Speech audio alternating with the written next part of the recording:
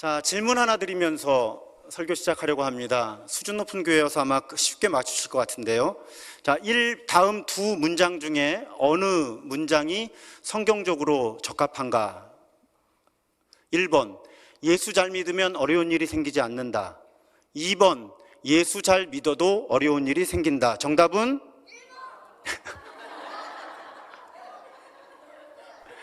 네, 정답은 2번이죠. 성경을 봐도 그렇고 우리의 경험을 봐도 그렇고 예수 잘 믿어도 어려운 일이 생깁니다.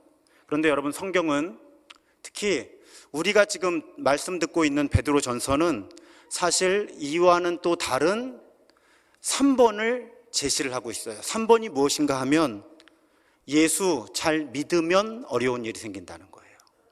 여기까지 가야 교회가 믿음과 고난의 관계를 제대로 이해하는 겁니다. 예수 잘 믿어도 어려운 일이 생기는 게 아니고요, 예수를 잘 믿으면 어려운 일이 생깁니다. 자, 예수를 잘 믿으면 고난을 당한다. 오늘 추수감사절에 여러분 감사에 대한 따뜻한 설교를 기대하면서 오셨을 텐데 고난 이야기 하려고 해요. 왜 그런가 하면 정말 우리가 감사하는 삶을 살아가려면 고난을 어떻게 해석할까의 문제가 매우 중요하기 때문이에요. 고난이 없거나 고난을 넘어서야 감사할 수 있다면 우리 감사할 수 없는 삶의 경험을 많이 할 수밖에 없다는 거예요.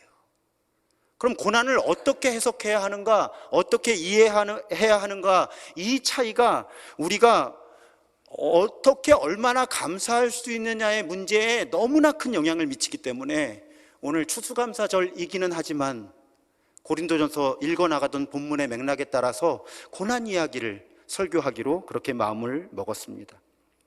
남포교회에서 오랫동안 목회하시다가 은퇴하신 한국의 대표적인 설교자 가운데 한 분이죠. 박영선 목사님께서 최근에 한 유튜브 채널 잘잘법에서 고난에 관한 통찰을 나누셨어요. 제가 부교육자들하고 이 얘기를 내가 풀어서 하는 게 좋겠습니까? 아니면 박영선 목사님의 설교를 잠깐 우리 교인들한테 보여드릴까요? 했더니 이 은퇴하신 어른 목사님의 말씀이 무게가 있어서 목사님 직접 교인들이 듣게 하시는 게 좋겠습니다 해서 한 2분 정도의 짤막한 설교를 여러분 직접 들으시겠습니다. 우리는 고난이 영광으로 들어가는 문이라는 성경의 말을 좀 더 깊이 음미해야 됩니다. 고난이라는 것은 결국 하나님이 우리에게 정체성을 묻는, 그리고 우리의 선택을 묻는 것이고, 그래서 우리는 내가 누구이며 어떻게 해야 되며 우리의 운명이 무엇인가를 배워나가는 과정을 갖게 되는 것인데, 그 혼란, 그 긴장, 그 무게를 견디지 못해서 하나님을 믿으면 원래 평안해야 되는 거 아니야? 만사형통해야 되는 거 아니야? 라는 우리의 일반적 종교심이 열심히 이런 기도, 하나님 다시 찾아오지 않게 모든 복을 주세요. 근데 어떻게 하면 다시 하나님한테 찾아오지 않아도 됩니까? 이렇게 기도를 하죠. 표현은 그렇게 안 하지만 결국 그 얘기고, 또 하나는 회개를 함으로써 과거의 잘못을 다 인정할 테니까 다시는 죄 짓지 말게 하시고, 그리고 마음 편안하게 해주세요.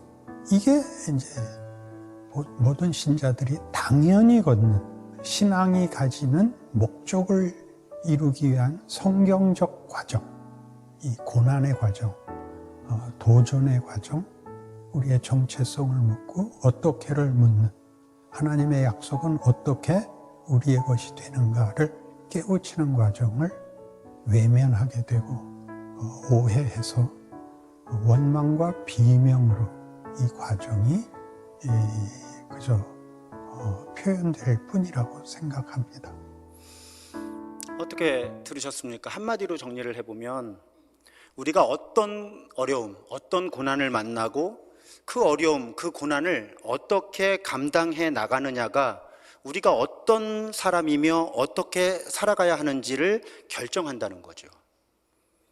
그러면 고난은 피해야 하는 것이 아닙니다. 감당해야 되는 거예요. 이건 마치 학생들이 학교에서 학년이 올라가면 어려운 문제를 풀어야 합니다. 문제를 풀어야 하는 수준이 높아지는 거예요. 학년이 올라가면. 초등학교 6학년 학생에게 초등학교 1학년 문제를 풀라고 하는 건 사실상 모욕입니다. 초등학교 6학년은 6학년 수준의 문제를 풀어야 되는 거예요. 그러면 여러분 어떻습니까? 우리가 삶의 어려운 문제를 풀게 된다는 것은 내가 높은 수준의 그리스도인이 되었다 하는 것과 같은 맥락이 될 수 있다는 거죠. 고난을 이렇게 이해하면 우리가 고난을 기뻐하고 감사할 수 있는 준비를 갖추게 되는 거예요. 고난은 분명히 힘든 경험입니다. 피하고 싶어요. 하지만 그 고난을 통해 우리가 하나님의 형상으로 더 아름답게 빚어질 수 있다는 사실을 알게 되면 고난을 대처하는 우리의 태도가 달라지는 거죠.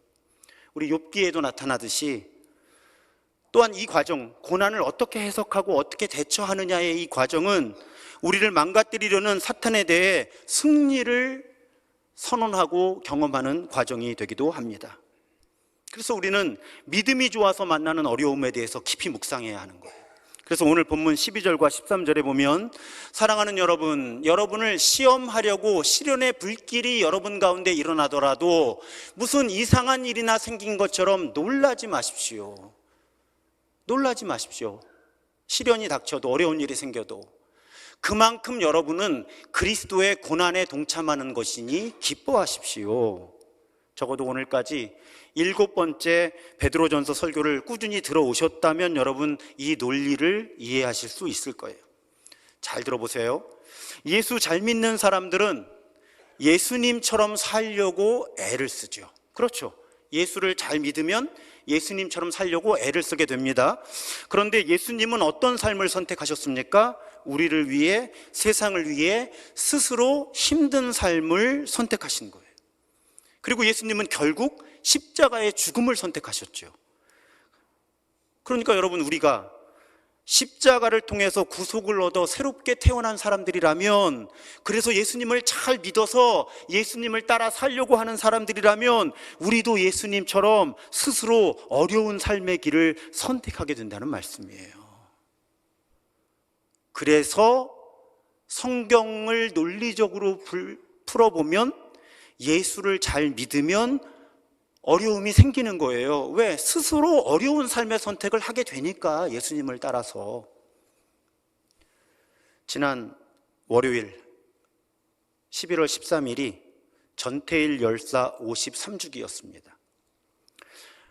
초등학교 학생들도 있어서 전태일 이야기가 어떨까 싶어서 제가 검색을 좀 해봤더니 초등학교 아이들도 전태일 열사의 이야기를 알 수 있도록 수많은 만화들과 자료들이 이미 학교 도서관과 어린이 도서관에 있어요.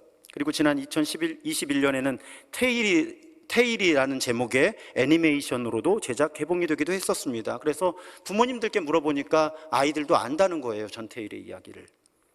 여러분, 당시 이제 평화시장으로 대표되는 특히 그 섬유공장, 봉제공장이죠. 노동자들의 인권, 특히 여성 청소년 노동자들의 인권이 아주 열악했다고 합니다. 저도 태어나기 전이죠. 전태일이 몸담았던 봉제공장의 많은 노동자들이 한 달에 하루 쉬는 것이 고작이었다, 그렇게 이야기가 전해오고요. 이제 환풍기 시설이 잘 되어 있지 않으니까 특히 폐병에 걸려서 고통받는 그런 노동자들이 많이 있었다는 겁니다. 그리고 그 당시에 이제 시다라는 용어가 있었죠. 이 미성년자, 청소년들, 여성 노동자들을 일컫는 말이에요. 하루 평균 14시간에서 16시간, 일주일에 7일을 노동을 하는 거죠. 심지어는 잠을 쫓는 약을 먹거나 주사를 맞으면서 일을 해야 했습니다. 그렇게 일을 하면 정말 주당 100시간에 가까운 노동을 하는데, 찾아보니까 하루 일당이 당시 짜장면 한 그릇 값이었어요. 짜장면 한 그릇 값. 하루에 14시간, 16시간을 노동을 하면. 여러분, 당시에도 분명히 근로기준법이 있었습니다. 노동자들에게 일주일에 하루의 유급휴가를 주도록 되어 있었고요, 적어도. 그리고 근무시간에 대한 규정도 있었고요. 특히 미성년자 노동시간에 대한 규정도 분명히 있었습니다, 엄격하게. 현장에서는 지킬 수 없었던 거죠. 지켜지지 않은 겁니다.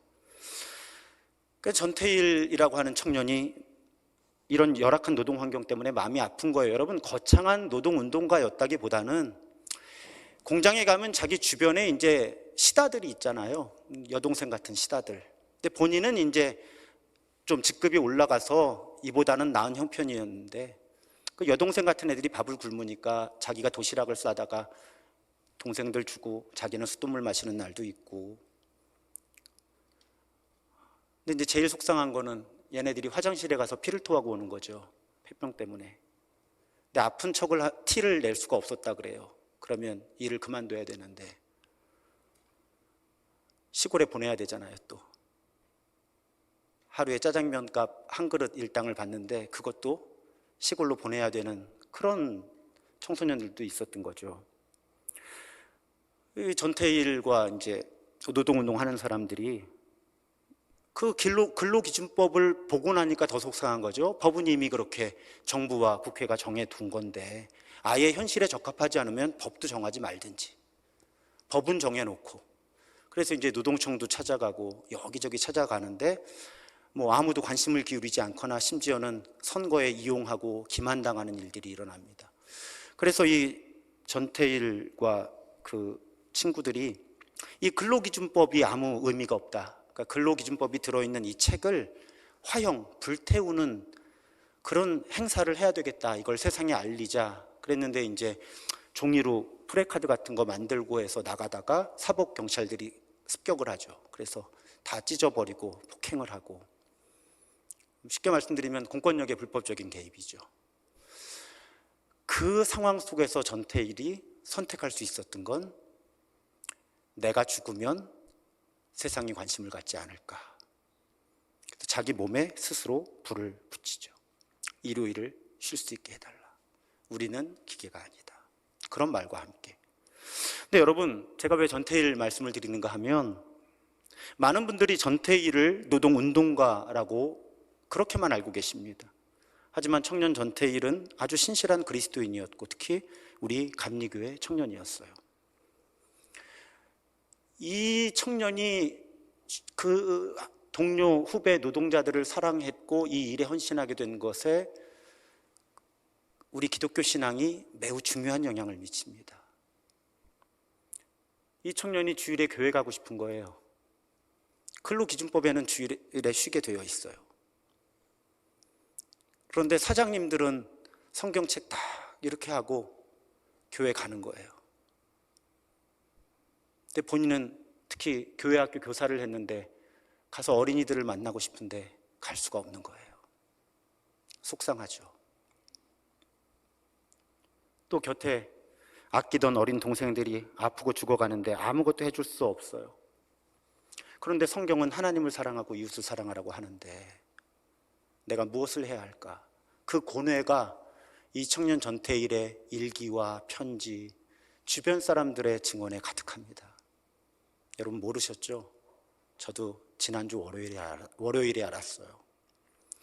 2021년에 CBS에서 기독청년 전태일이라는 다큐멘터리를 만들어서 상도 받았습니다. 근데 제가 속상했던 거 솔직히 말씀드릴게요. 한국교회 설교자들이요 수십 년 동안 정말 검증도 안 된 예화들을 엄청 설교 시간에 얘기합니다. 제가 한번 검증해 봤더니 설교 예화들이 과장과 왜곡이 너무 심해요. 왜 설교자들이 설교 예화를 과장하고 왜곡하고 심지어는 남의 나라 알지도 못하는 사람 얘기까지 갖다가 설교 시간에 인용을 하는 거예요. 그런데 왜 전태일 이야기는 아무도 안 했을까요? 저는 못 들었거든요. 전태일이 크리스찬이라는 것도 몰랐고요. 제가 감리교 목사인데 청년 전태일이 감리교 청년이었다는 것도 몰랐고요. 청년 전태일이 자기 몸에 불을 붙일 때 수개월 동안 하나님 제가 어떻게 해야 합니까 하고 기도했고 일기에 썼다는 거 제가 지난 월요일에 알았어요. 너무 마음이 아팠습니다. 그가 삶을 마감하기 직전에 어머니 이소선 권사와 이런 대화를 나눴다고 하는데 제가 솔직하게 말씀드릴게요. 정말 이런 대화를 나눴는지 알 수 없습니다.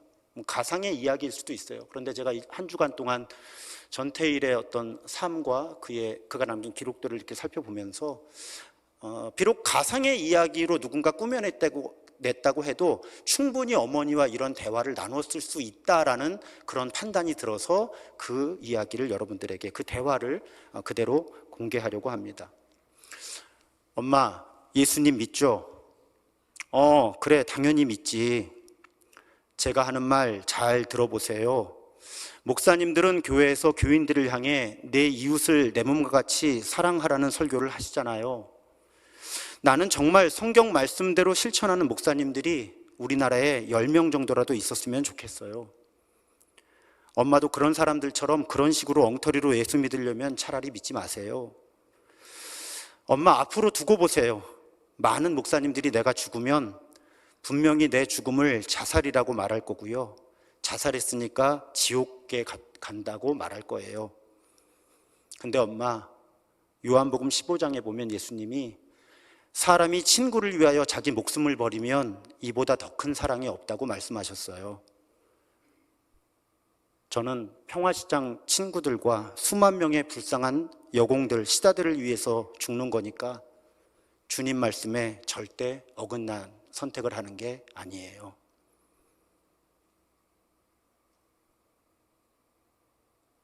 이런 청년이었던 거죠. 그리고 실제로 전태일이 분신하고 병원에서 목숨을 잃었을 때 교회가 장례를 거부하죠. 자살했다고. 주변 목회자들이 안기부에서 가져온 돈 빨리 합의금 받고 장례 치르고 이 일 끝내라고 목사님들이 주변에서 주의 종에게 순종하라고 압력을 넣죠, 엄마한테. 그리고 지금까지 50년이 지나는 동안 교회는 이 이야기를 하고 싶지 않았던 거예요. 제가 한 주간 참 부끄러웠습니다. 제 이야기예요. 여러분 이야기가 아닙니다. 과연 나는 사랑 때문에 예수님을 따라 살기 위해서 고뇌한 적이 있었나? 내가 이렇게 고뇌한 적이 있었나? 이 청년 전대일처럼? 나는 목사인데. 여러분, 노동운동에 대해 불편할 수 있습니다. 노동운동에 대해 불편할 수 있어요. 뭐 공산주의자라고, 사회주의자라고, 좌파라고. 또 자살이 죄라는 어떤 교리적인 기준으로 뭐 지옥 같다고 판단할 수 있어요. 전태일을 정죄할 수 있습니다. 하지만 그렇게 판단하고 정죄하기 이전에 이 한 그리스도인 청년의 신앙적인 고뇌와 실천에 그래도 한번 관심은 가져봐야 되지 않을까요? 함께 고민은 해봐야 되지 않을까요? 우리가 그리스도인이라면. 그 혼란이 한 주간 동안 저를 힘들게 했던 거예요. 나는 뭔가? 교회는 또 뭔가? 누군가를 판단하고 정죄하기 전에 그 사람이 신앙 때문에 아파했고 혼란스러워했고 힘겨워했다는 거기에 한번 공감해 줄 수 있는 능력이 우리한테 없나? 그러다 안도현 시인의 시 한 구절이 떠오르더라고요. 저에게 하는 말이에요. 너에게 묻는다. 연탄재 함부로 발로 차지 마라. 너는 누구에게 한 번이라도 뜨거운 사람이었느냐? 내 안에 있는 사랑은 살펴보지도 않고 다른 사람은 내 생각과 맞지 않는 선택을 했다고 그냥 연탄재 차버리듯이 차버리는 그런 제가 아니었나. 한 주간 몹시 괴로웠어요. 여러분, 우리 찬송가 341장 사실은 제가 선곡을 하기가 힘듭니다. 부담스러워서. 어떻게 시작합니까? 십자가를 내가지고 주를 따라갑니다. 2절은 어떻게 고백합니까? 주도 곤욕당했으니 나도 곤욕당하리. 3절은 어떻습니까? 내가 핍박당할 때에 주의 품에 안기고. 전태일 이렇게 산 거예요.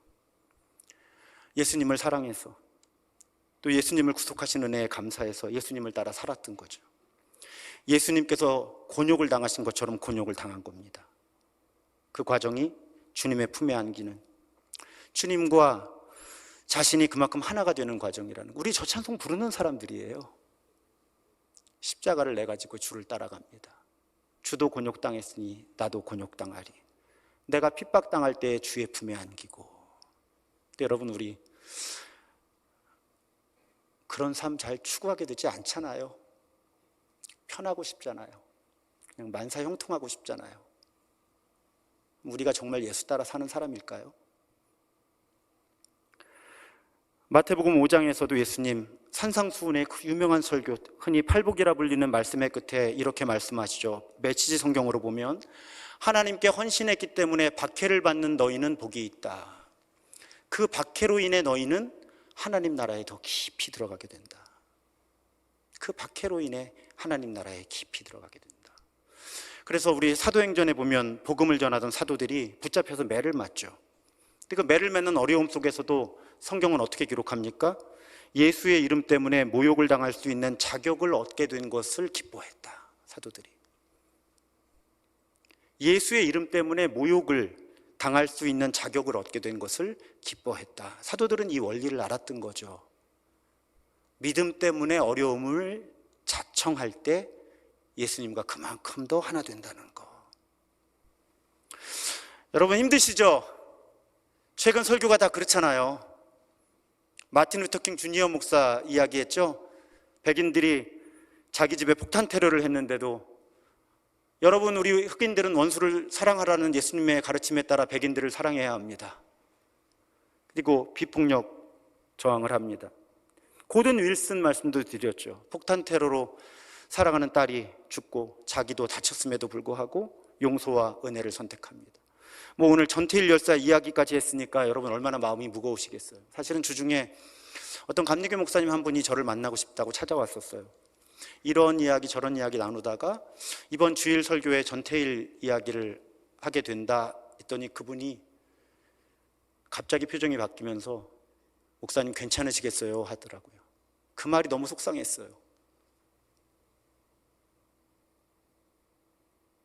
설교자가 설교 시간에 전태일 얘기를 하는데 괜찮겠냐고 걱정해주는 그 목사님, 한국교회 문화가 어쩌다 이렇게 망가졌을까?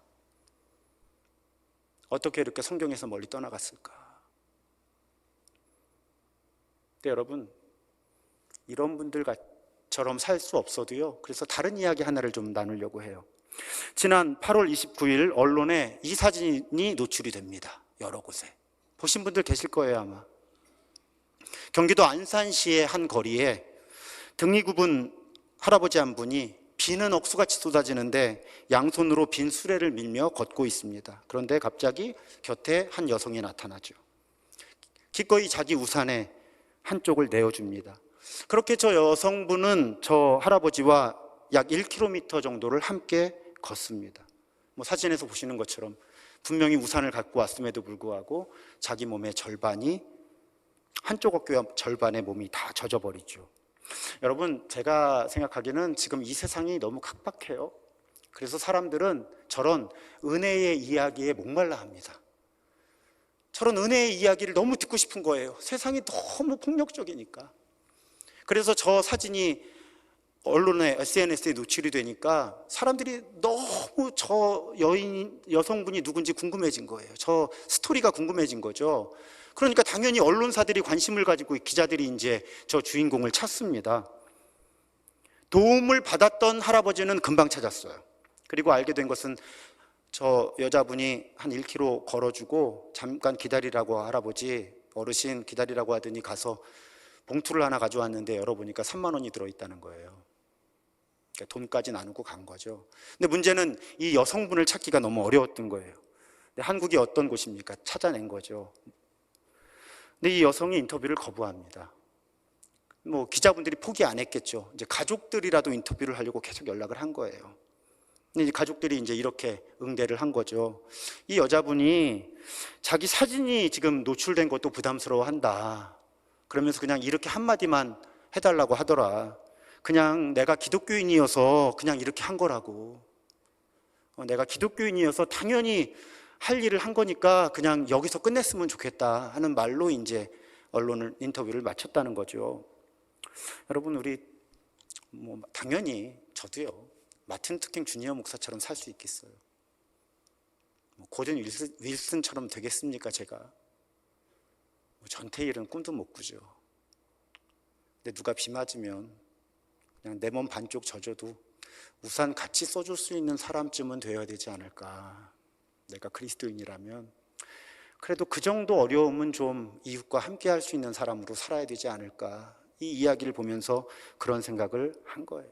그래서 여러분 그냥 그 정도만, 내가 예수 따라 사는 사람이니까 어려움을 자초하는데 여러분 큰 어려움 말고 그냥 내 몸 반쪽 젖지 뭐 하고 우산 같이 쓸 수 있는 사람만 되어도 우리 그리스도인들이 우리 때문에 이 세상이 더 아름다운 곳이 되지 않을까 하는 그런 생각해보게 되었습니다.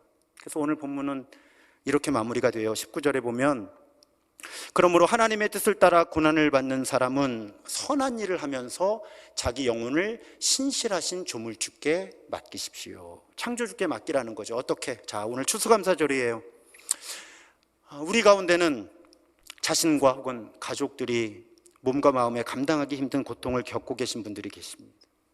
경제적인 어려움으로 하루하루 아침에 눈뜨기 힘겨운 분들 계시죠. 삶에 감당하기 힘든 여러 어려움으로 고통받고 계신 분들이 계십니다. 그런 상황 속에서 우리가 그 어려움을 하나님의 뜻을 이루는 고난으로 바꾸는 방법이 바로 이 말씀인 거예요. 그 어려움 속에서 내가 할 수 있는 선한 일을 하라는 거죠. 그리고 내가 어쩔 수 없는 영역은 하나님께 맡기라는 거예요. 내가 할 수 있는 선한 일을 하면서 내가 어쩔 수 없는 영역은 창조주께 맡겨라. 그러면 그 고난이, 그 어려움이 하나님의 뜻을 이루는 고난이 된다. 만약에 거기서 우리가 한 걸음 더 나아가서 우리가 예수님 때문에 자발적으로 어려운 삶의 길을 선택할 수 있다면 여러분, 우리는 우리 삶의 자리에서 작은 예수가 될 수도 있고요. 그리고 사탄은, 악은 우리 앞에 그만큼 무기력해질 거예요. 그리고 우리를 통해 이 땅에 하나님의 나라가 그만큼 더 이루어지겠죠. 사랑하는 여러분, 우리 추수감사절인데요, 우리 교회 수준이 있잖아요. 그렇게 말랑말랑하고 로맨틱한 감사보다 우리 진짜 감사를 좀 고민했으면 좋겠어요. 내가 비록 어려워도 그 어려움 속에서 하나님 뜻에 따라서 할 수 있는 선을 행하면서 하나님께 맡기는, 그리고 내가 믿음이 조금 더 생기면 굳이 안 해도 되는데 불편한 삶의 길을 선택하는, 돈 있는데 안 쓰고 힘 있는데 안 쓰고 일부러 불편해지는, 그러면 여러분 약속할 수 있어요. 모든 일에 감사할 수 있는 힘이 생겨요. 우리 안에 조건을 넘어서서 삶의 상황과 관계없이 모든 일에 감사할 수 있는 준비가 이루어지는 거예요. 우리 그런 감사를 향해서 좀 한 걸음 더 내딛는 감사절이 되었으면 좋겠습니다.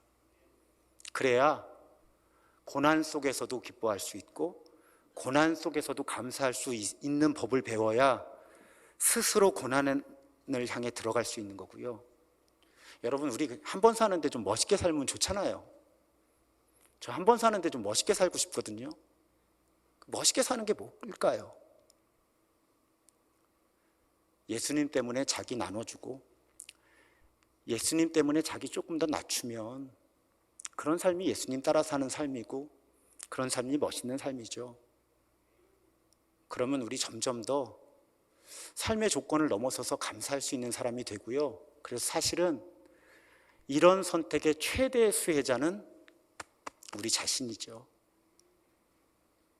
어떤 상황에서도 감사할 수 있게 되니까 우리 오늘 추수감사절에 이렇게 고난 속에서도 진정한 감사를 향한 발걸음을 내디디면서 하나님의 이름을 높이고 악을 무기력하게 하는, 사탄을 무기력하게 하는, 그렇게 진정한 감사로 한 걸음 더 나아가는 우리가 되기를 주님의 이름으로 부탁드리고 축복합니다.